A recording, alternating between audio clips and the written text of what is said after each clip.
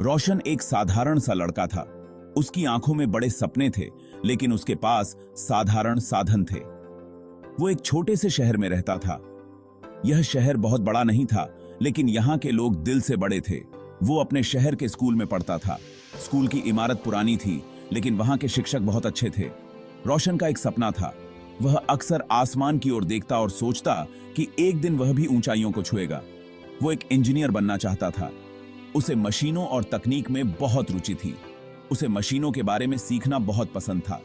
वह अपने छोटे से वर्कशॉप में घंटों बिताता, नई चीजें बनाता और उन्हें सुधारता। वो अपनी परीक्षाओं के लिए खूब मेहनत करता था। रात रात भर जागकर पढ़ाई करता ताकि वह अपने सपने को पूरा कर सके। जिंदगी अच्छी चल रही थी। उसके दोस्त और परिवार उसका समर्थन करते थे। रोशन अपने भविष्य को लेकर बहुत उत्साहित था। उसे विश्वास था कि वह अपने सपनों को साकार कर सकेगा। वो नई नई चीजें बनाना चाहता था। उसके पास कई विचार थे जिन्हें वह हकीकत में बदलना चाहता था। वो दुनिया में कुछ अलग करना चाहता था। वह चाहता था कि उसकी खोजें और आविष्कार दुनिया को बेहतर बनाएं। वो जानता था कि शिक्षा ही सबसे जरूरी है, इसलिए वह हमेशा अपने अध्यापकों की बात ध्यान से सुनता और किताबों में डूबा रहता। वो अपने लक्ष्य पर केंद्रित था और दृढ़ था। उसकी आंखों में एक चमक थी जो उसकी मेहनत और समर्पण को दर्शाती थी। वो अपने सपने को पूरा करने के लिए कड़ी मेहनत करने को तैयार था। चाहे कितनी भी मुश्किलें आएं, रोशन ने कभी हार नहीं मानी। वह जानता था कि मेहनत और लगन से ही सफलता मिलती है। रोशन के स्कूल में एक नई टीचर आई। उनका नाम था सुमन मैम। वो जवान और मिलनसार थीं। वो मैथ्स पढ़ाती थीं। सुमन मैम रोशन के साथ बहुत अच्छी थीं।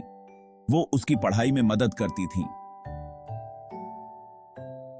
वो उसके इंजीनियर बनने के सपने को प्रोत्साहित करती थीं। रोशन सुमन मैम के साथ सहज महसूस करता था।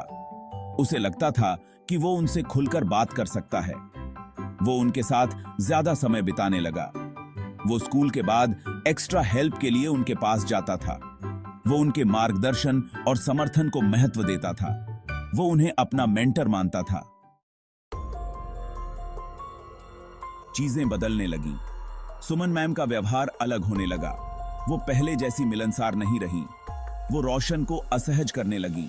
वो उसे अजीबोगरीब वक्त पर फोन करने लगी। वो उसे अकेले में मिलने के लिए कहती थीं। रोशन उलझन में था। उसे समझ नहीं आ रहा था कि सुमन मैम ऐसा व्यवहार क्यों कर रही हैं। वो चिंतित होने लगा। उसने उनसे दूरी बनाना शुरू कर दी, लेकिन ये मुश्किल था। वो उसकी टीचर थीं। उसे स्कूल में उनसे रोज मिलना होता था।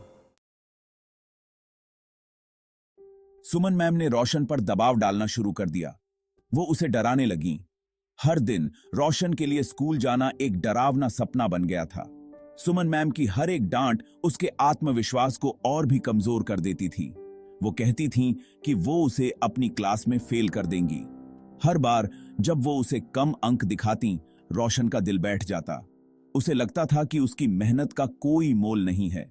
वो कहती थीं कि वो उसके बारे में सबको बुरा भला कहेंगी। रोशन फंस गया था।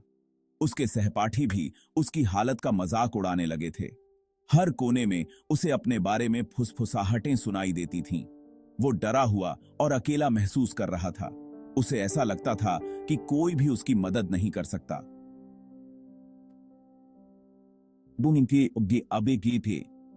वो अपने दोस्तों से भी दूर हो गया था, क्योंकि उसे डर था कि कहीं वो भी उसका मजाक न उड़ाएं। रोशन को समझ नहीं आ रहा था कि वो क्या करे। वो शर्मिंदा था। उसकी पढ़ाई में भी मन नहीं लग रहा था। किताबें उसके सामने खुली रहतीं, लेकिन उसका ध्यान कहीं और ही होता। वो किसी को कुछ बताना नहीं चाहता था। उसे लगता था कि अगर उसने किसी को बताया तो लोग उसे कमजोर समझेंगे। वो अपने दर्द को अपने अंदर ही दबाए रखता था। उसे डर था कि लोग क्या सोचेंगे। वो हर समय चौकन्ना रहता था, कहीं कोई उसकी हालत न भांप ले। उसकी आंखों में हमेशा एक डर और चिंता की झलक होती थी। वो चुपचाप सब सहता रहा। उसकी चुप्पी उसकी सबसे बड़ी दुश्मन बन गई थी। वो किसी से कुछ कह नहीं पाता था और उसकी हालत दिन ब दिन बिगड़ती जा रही थी। वो खुद को लाचार और हारा हुआ महसूस कर रहा था। उसकी आंखों में आंसू होते थे, लेकिन वो उन्हें किसी के सामने बहने नहीं देता था। उसे लगता था कि उसकी जिंदगी में कोई उम्मीद नहीं बची है। उसका सपना उससे दूर होता जा रहा था। वो जो भी बनना चाहता था, वो सपना अब धुंधला हो गया था। उसे लगता था कि उसकी मेहनत और सपने सब बेकार हो गए हैं। वो अपने भविष्य को लेकर निराश हो गया था। रोशन से अब और बर्दाश्त नहीं हुआ। उसने अपने माता पिता को सब कुछ बताने का फैसला किया। उसके लिए यह बात करना बहुत मुश्किल था, लेकिन वो जानता था कि उसे मदद की जरूरत है। उसके माता पिता हैरान रह गए। उन्हें बहुत गुस्सा आया। उनका दिल टूट गया। रोशन के माता पिता ने उसे दिलासा दिया। उन्होंने कहा कि तुमने बोलकर बहुत बहादुरी दिखाई। उन्होंने उसकी रक्षा करने का वादा किया। उन्होंने कहा कि यह उसकी गलती नहीं है, वो उसके साथ हैं, वो अकेला नहीं है। रोशन के माता पिता पुलिस के पास गए। उन्होंने सुमन मैम के खिलाफ रिपोर्ट दर्ज कराई। पुलिस वाले बहुत समझदार थे। उन्होंने रोशन की बात ध्यान से सुनी। उन्होंने मामले की जांच करने का वादा किया। उन्होंने रोशन के परिवार को आश्वासन दिया कि उन्हें न्याय मिलेगा। पुलिस ने अपनी जांच शुरू कर दी। उन्होंने सबूत इकट्ठा किए। उन्होंने गवाहों के बयान लिए। वो सुमन मैम के खिलाफ एक मजबूत केस बना रहे थे। रोशन को थोड़ी राहत महसूस हुई। उसने न्याय की तरफ पहला कदम बढ़ा दिया था।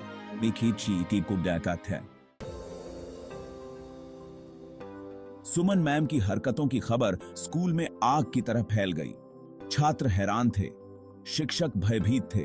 स्कूल प्रशासन ने कार्यवाही की। उन्होंने सुमन मैम को निलंबित कर दिया। उन्होंने अपनी जांच शुरू कर दी। स्कूल ने काउंसलिंग सेशंस का आयोजन किया। वे उन छात्रों का समर्थन करना चाहते थे जो शायद इससे प्रभावित हुए थे। वे सभी के लिए एक सुरक्षित जगह बनाना चाहते थे। उन्होंने छात्र सुरक्षा के महत्व को समझा। वे इस अनुभव से सीखने के लिए दृढ़ थे। रोशन की कहानी एक याद दिलाती है। रोशन एक साधारण युवक जिसने अपने जीवन में कई उतार चढ़ाव देखे।